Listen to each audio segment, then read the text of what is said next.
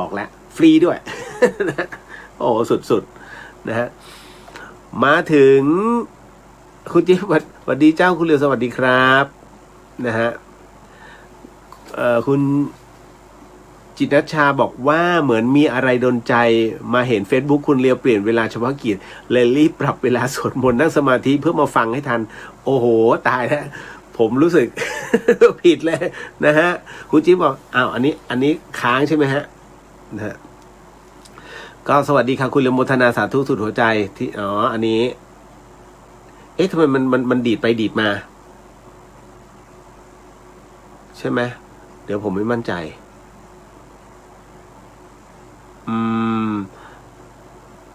อันนี้คุณจิตรนุชาบอก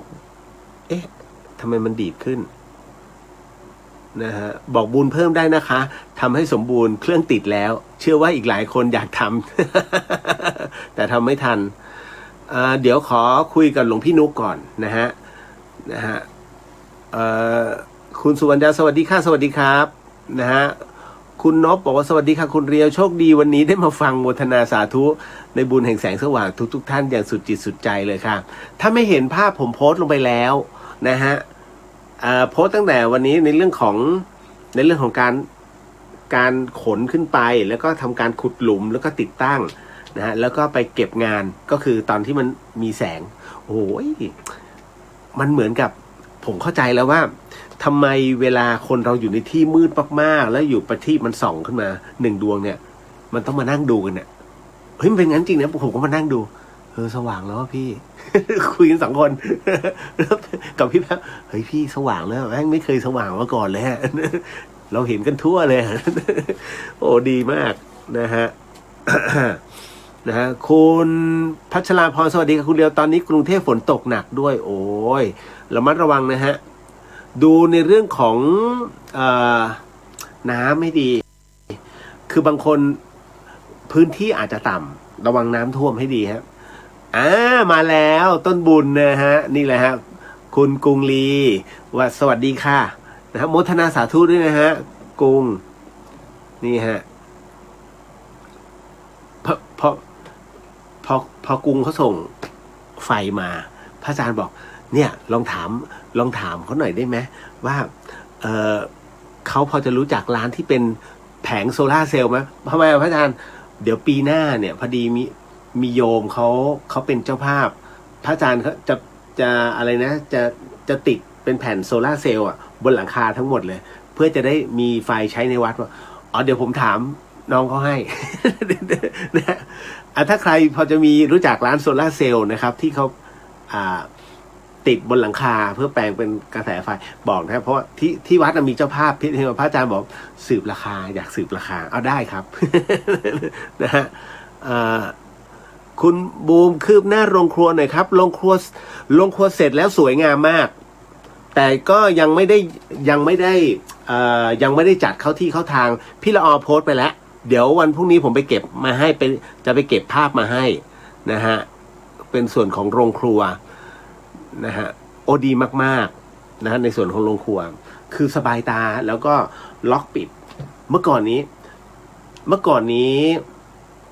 โรงครัวเนี่ยเราต้องพอทำอาหารเสร็จต้องเก็บเข้ามาในธรรมสถานเพราะว่าไม่งั้นตื่นเช้ามาเนี่ย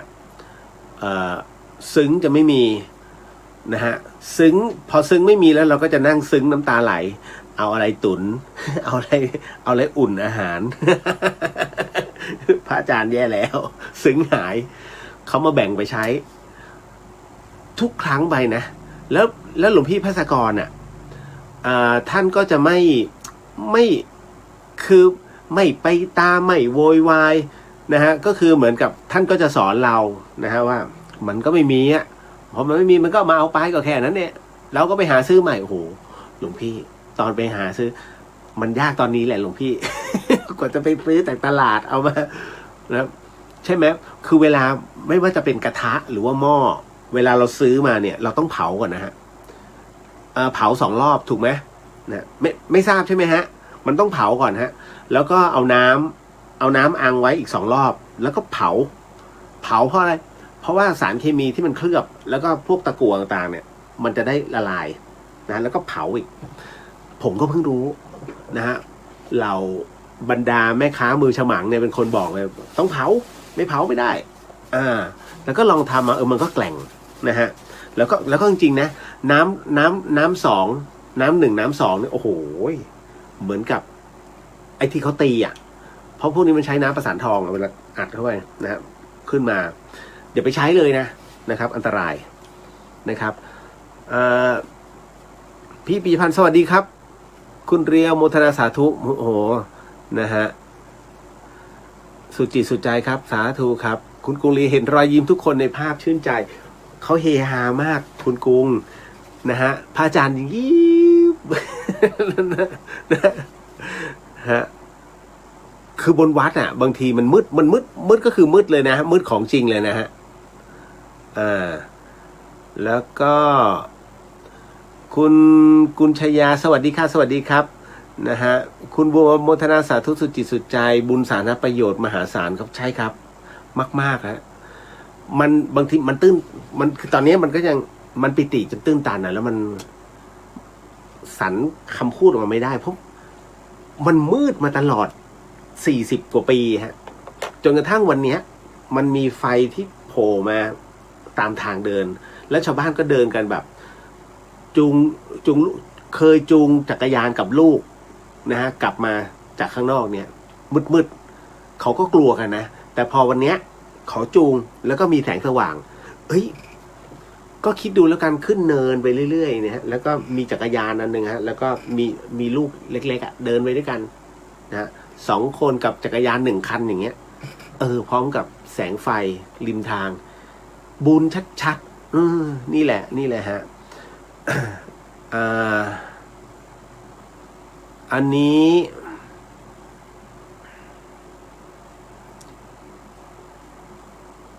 คุณพักพรนะโมทนาสาธุนะฮะคุณจิตนชาบอกว่าพระอาจารย์เมตตาแต่มุมช่องให้ผู้ที่ไม่คืออย่างนี้มันมีหลายครั้งนะที่ธรรมสถานเนี่ยคือพระอาจารย์ท่านก็บอกเสมอนะฮะว่าให้ระวังเพราะพระอาจารย์เป็นพระที่จะเน้นในเรื่องของความไม่ประมาททุกครั้งไปเนี่ยแม่บ้านมักจะลืมมีดเอาไว้ข้างนอก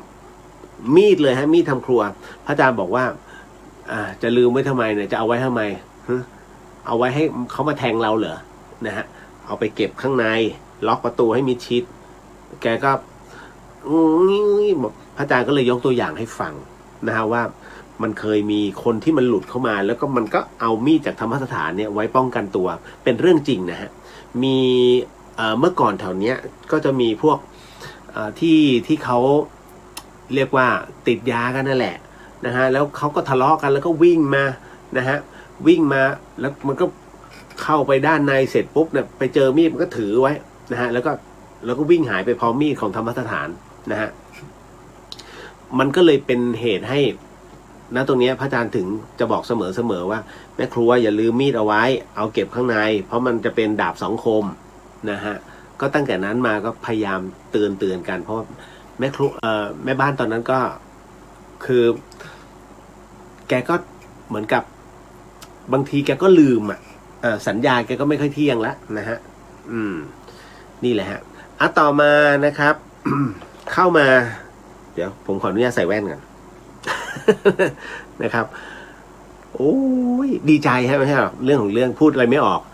ฮะคุณจันยาสวัสดีครับคุณเรียนสวัสดีครับนะฮะเดี๋ยวนะคุณกุงนะคุณจันยานี่แหละเป็นผู้ที่ขอให้ผมนะครับให้กับคุณกุง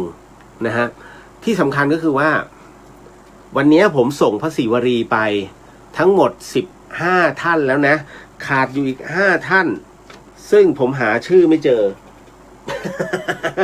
ตรงไหนหว่านะฮะมีพี่ผ่องศรีกรานวงนะฮะที่ไม่ได้ส่งที่อยู่ให้ผมนะฮะพรุ่งนี้น้องเดียเขามารับนะฮะคุณเยาวลักษณ์นะฮะโพธิพงศ์ก็ไม่ได้ส่งมาให้อ้วนยังไงก็รักได้ไปแล้วนะฮะ จะเอาอีกก็ได้นะ แล้วก็คุณธนพลคุณธนพรนะฮะก็อันนี้คุณธนพรชัยวณิชกุลนะครับ อันนี้ที่ยังไม่ได้ส่งในส่วนของที่อยู่ให้ผมแล้วก็ไม่รู้จะส่งไปยังไงไงฮะก็อินบ็อกเข้ามาแล้วก็ส่งวันนี้ผมวันนี้ให้น้องเขาไปเพื่อที่จะส่งดำเนินการส่งให้นะครับหลายๆคนก็โมทนาสาธุที่จะเหมือนครับบอกคุณเลี้ยวเอาหมายเลขบัญชีมาเดี๋ยวจะช่วยค่าส่งไม่เป็นไรครับก็ถือว่าอนุเคราะห์ซึ่งกันและกันแหมบุญแสงสว่างก็ร่วมปฏิจจสมุปบาทก็ร่วมอันนี้ไม่เป็นไรฮะผมถือว่าทุกอย่างของฟรีไม่มีในโลกเราให้ได้ก็ให้กันนะครับเอาละฮะตามมาด้วยคุณณัฐศิษย์สวัสดีครับพี่เดียวสวัสดีครับผมคุณจริยาสวัสดีค่ะครูสุนทรบุญทานะฮะสวัสดีครับครูสุนทรเดี๋ยวผมจะโพสต์บอกบุญให้พอดีครูสุนทรเนี่ยทำโครงการเกี่ยวกับในเรื่องของโรงเรียนที่อยู่ในถิ่นทุรกันดารนะที่อำเภอฮอดนะครับแล้วภาพที่ส่งมาเด็กน่าสงสารมากแล้วก็ยังต้องการไม่ว่าจะเป็นพวกอาหารแห้งหรือว่าเครื่องนุ่งห่มรวมไปถึงในเรื่องของ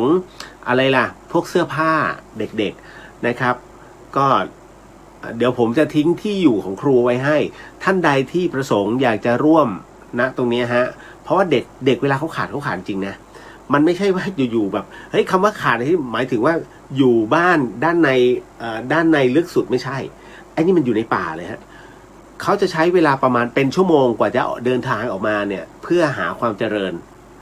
ผมไม่ได้พูดเกินจริงนะครับคือถ้าท่านใดที่อยู่ที่เชียงใหม่เนี่ยเขาจะรู้แต่ท่านใดที่อยู่ที่ในเขตภาคกลางนะฮะอาจจะไม่รู้ว่าการเดินทางของจังหวัดเชียงใหม่ในระหว่างอำเภอหรือหมู่บ้านเนี่ยแต่ละโรงเรียนเนี่ยค่อนข้างจะสาหัสอย่างแม่ก่อนสมมติอันนี้แม่ก่อนที่แม่เสลียงนะฮะโรงเรียนแม่ก่อนเนี่ยบ้านแม่ก่อนกิโลมันเขียนเอาไว้ว่า36กิโลห่างจากอำเภอแม่เสลียง36กิโลเนี่ยใช้เวลาเดินทางประมาณเกือบ6ชั่วโมงนะฮะข้ามเขาไปประมาณเกือบ30ลูกผมไม่ได้พูดเล่นนะเป็นเรื่องจริงฮะเพราะว่าคำว่ากิโลของเขาเนี่ยบางทีขึ้นแล้วมันเลี้ยวตีโค้งคำว่ากิโลบางทีเป็นชั่วโมงฮะแล้วทางมันทางภูเขาอะนะฮะมันมีอย่างที่อมก๋อยบางเขตของหมู่บ้านเนี่ยฮะมีเด็กในเมื่อไม่กี่ปีที่ผ่านมามีเด็กเป็นไส้ติ่งแล้วก็ปรากฏว่าไส้ติ่งมันแตก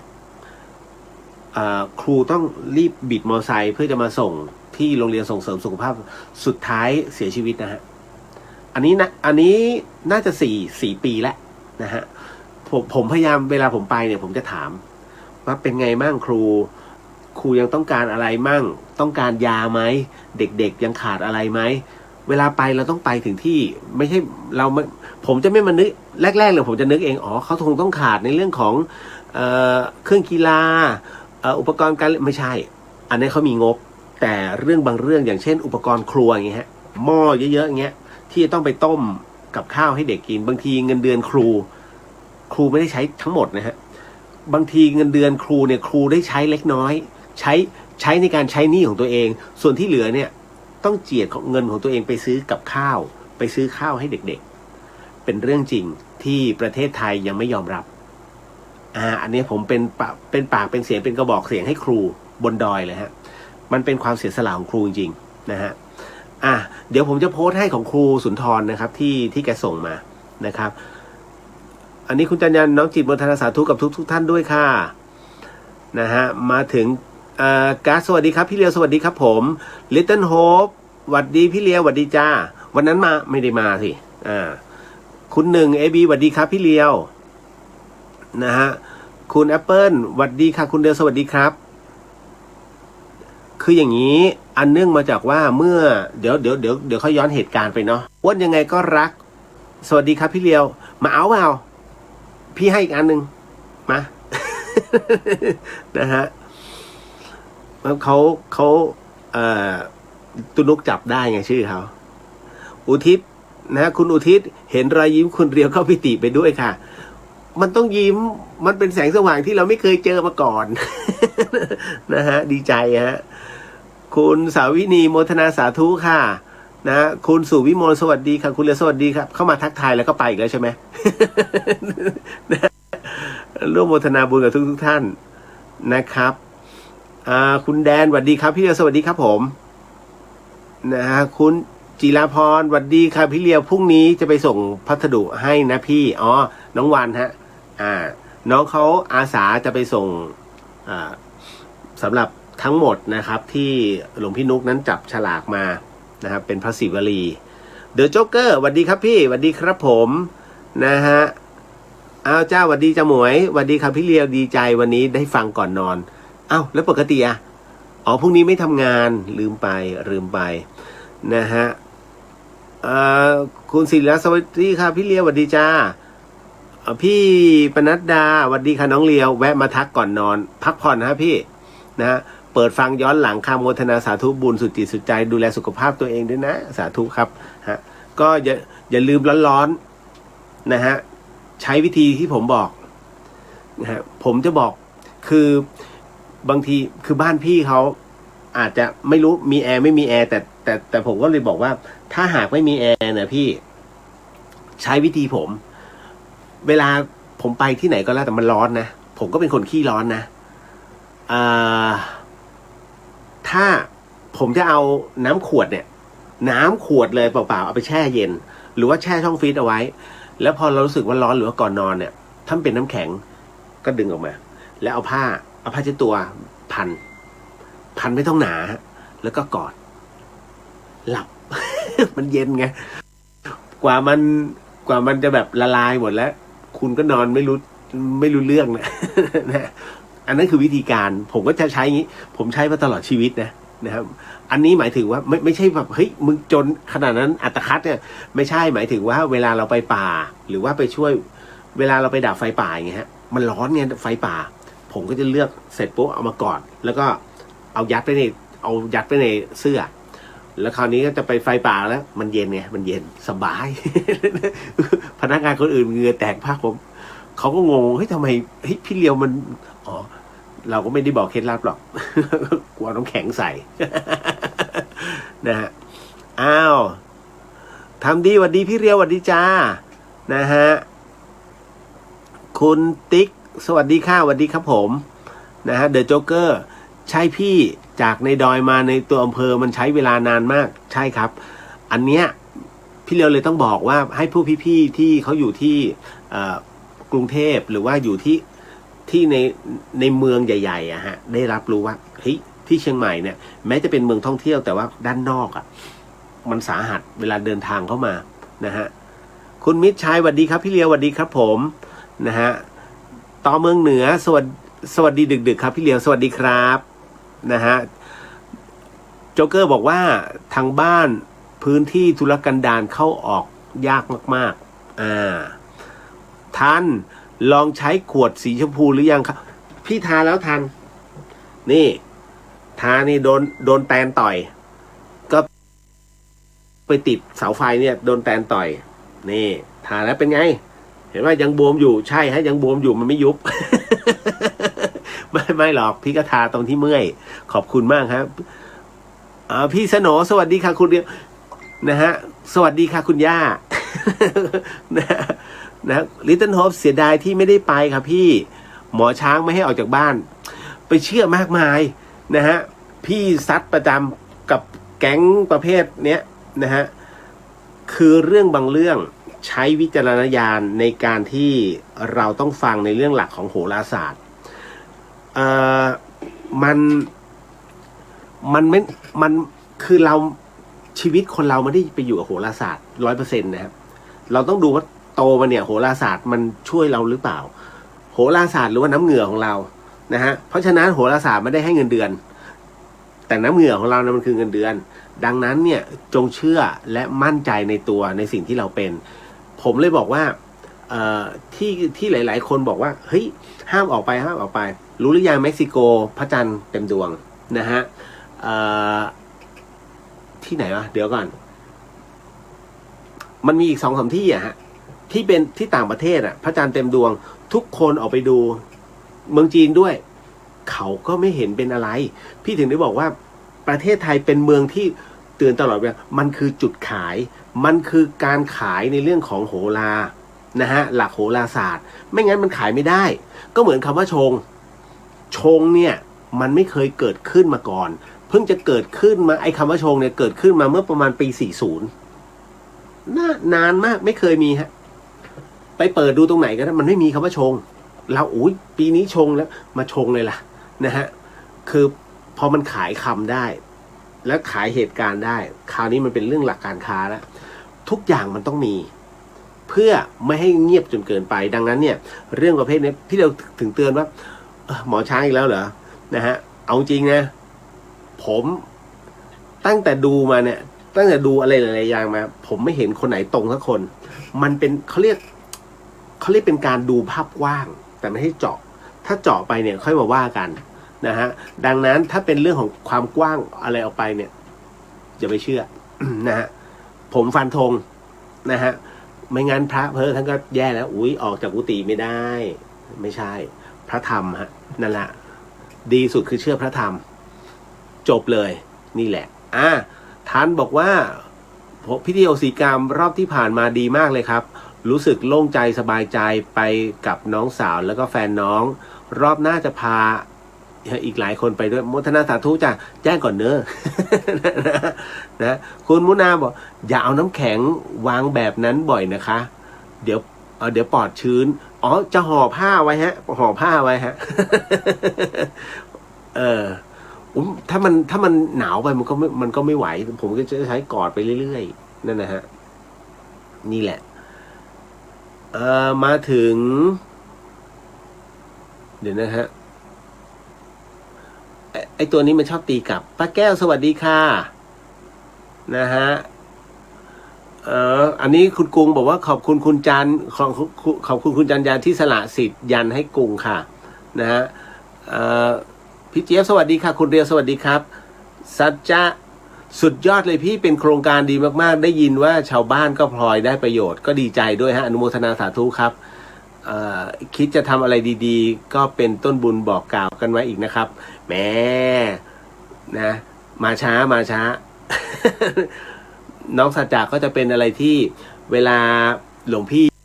อยู่เนี่ยอินเทอร์เน็ตมีปัญหานี่นั่นน้องเขาจะอยู่ในมชไงน้องเป็นเจ้าหน้าที่น้องเขาจะมาให้ก่อนเลยนะฮะดีมากฮะเก่งมากนะคุณนันทินีสวัสดีค่ะพี่เร็วสวัสดีครับผมนะฮะคุณมุนาเพจไม่เตือนเลยอ่ะ นะฮะ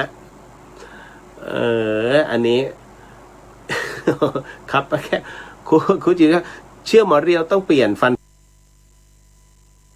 ธง อันนั้นหมอลักษณ์เป็น CF นะคะ สาธุครับ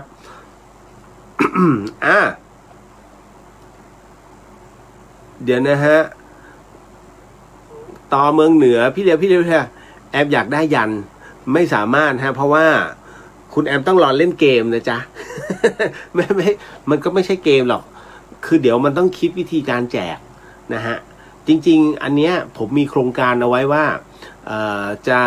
จะเอาไว้แจกในงานของหลวงพี่ภาสกรแต่บังเอิญว่างานของหลวงพี่ภาสกรน่ะมีอีกยันหนึ่งซึ่งยันอันเนี้ยมันเป็นยันคืออธิษฐานตลอดระยะเวลานะฮะทั้งหมดทั้งมวลเนี่ยก็ว่ากันไปกี่จบก็ว่ากันไปนะครับตอนนี้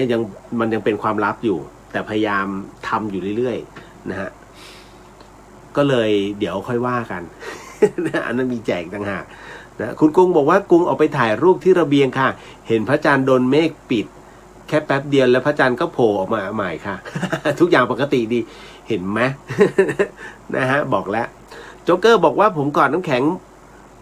ไว้ทั้งคืนครับพี่ เย็นสะใจนะคุณปริญญาสวัสดีครับพี่เดียสวัสดีครับผมคือหลายๆท่านถามมาเนี่ยหลายเรื่องเลยเดี๋ยวนะเอาแบบเรื่องราวด่วนๆกันนะน้องก็ถามว่าพี่เลียวเห็นข่าวที่มีคน คนอาเจียนเป็นตะปูออกมาไหมพี่เลียวมีความเห็นว่ายังไงบ้างคะนะฮะเห็นใช่ไหมฮะวันนี้ข่าวใหญ่มากก็ไม่รู้ว่าจัดไว้ทำไมใหญ่มันเป็นข่าวแปลกแล้วกันนะฮะก็ในเรื่องของในเรื่องของคุณสายไพรเวทนะฮะอย่าไปเที่ยวดูถูกว่ามันไม่จริงเรื่องของประเภทนี้มันมีมาตั้งแต่สมัยโบราณนะฮะสมัยพุทธกาลแล้วตอนแรกผมก็ไม่เชื่อหรอกว่ามันจะมีเรื่องราวแบบนี้เกิดขึ้นเราก็ถ่ายรายการทีวีมาก็เยอะนะฮะไปยังที่เขาบอกว่ามันมีอะไรแบบนั้นแบบนี้ก็ไปมาเยอะแต่คราวนี้พอเราได้มาประสบด้วยตัวเองเนี่ยฮะแล้วเห็นด้วยตาของตัวเองก็ยัง50-50นะฮะแม้แต่วันที่หลวงพี่ภาสกรนั้นนะฮะไปทำก็คือไปเอาออกด้วยกันที่เมืองจันทร์เนี่ยผมก็50-50จนหลวงพี่ท่านพูดว่าถ้านี่คือการโกหกมึงจงภูมิใจว่ามึงได้ดูมายากลระยะใกล้ หลวงพี่พูดอย่างนั้นแล้วแต่ว่าหลวงพี่บอกว่าเป็นของจริงเพราะว่าพอเอาสิ่งนั้นที่ออกจากตัวท่านมาแล้วเนี่ยท่านบอกท่านโล่งแล้วหลวงพี่ไปซ้ำอยู่3 รอบนะก็เลยทำให้ ตรงนั้นคือผมก็เชื่อในคำที่พระอาจารย์ท่านพูดนะพระอาจารย์ภาสกรท่านพูดผมก็เลยฟันธงตามท่านว่าใช่ซึ่งผมเองก็คอยสังเกตด้วยว่าบ้านหลังนี้ที่เขาทำเอาออกเนี่ยมันก็จริงกรณีแบบนี้ในเรื่องของการมีอาเจียนออกมาเป็นเลือดแล้วอย่างนักวิทยาศาสตร์หลายๆคนก็บอกไม่เชื่อหรอกมันไม่มีจริงหรอกเขายังไม่โดนไงนะฮะแล้วก็จะสันนิษฐานว่าหมอบางคนก็จะบอกอ๋อเขากลืนตะปูเข้าไปผมถามคนที่กลืนเอาตะปูลงไปได้เนี่ยถือว่าประมาณว่ามันเป็นโรคจิตสุดๆแล้วมันทรมานนะกว่าแล้วตะปูยาวอย่างเงี้ยเป็นนิ้วกว่าจะกลืนลงไปนะฮะเรื่องราวแบบนี้หมอคุณใสชอบคนที่ไม่เชื่อจริงๆนะฮะเพราะว่าพอเอาเข้าจริงๆแล้วเนี่ยคนที่ไม่เชื่อเนี่ยเป็นประเภทจิตแข็งจิตเขาเรียกจิตมีความแน่วแน่จิตที่มีความต้องการ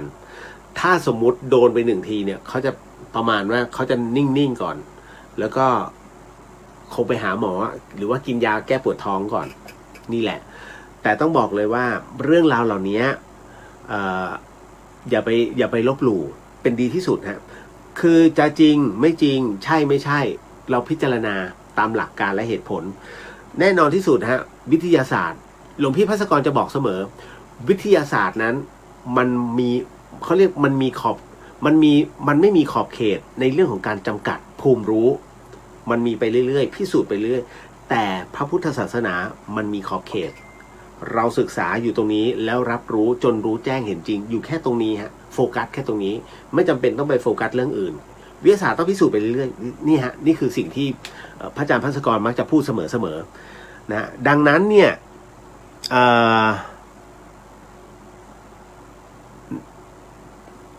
เป็นเดี๋ยวนะฮะพระอาจารย์ท่านบอกว่าตอนนี้มันเหมือนกับเจ้าตัวยอมรับแหละฮะแต่ว่าอันนี้ต้องบอกก่อนว่าทั้งหมดทั้งมวลเป็นทิพย์ว่าเป็นทิพย์มันเดี๋ยวอันนี้ผมไม่มั่นใจ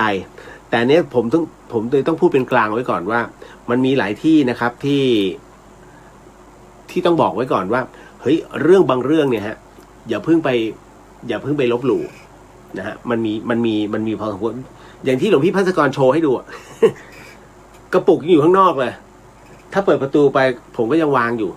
นะฮะที่เอามาโชว์ฮะอันนั้นท่านไม่ได้กลืนแน่ๆนะฮะแล้วก็ออกมาจริงๆนะฮะอันนี้เอาละมาถึงต่อไป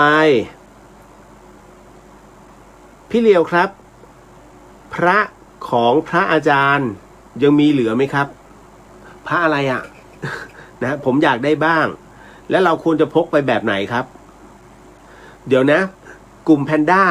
เขาจะมี จะมีเป็นเหรียญเฉพาะกลุ่ม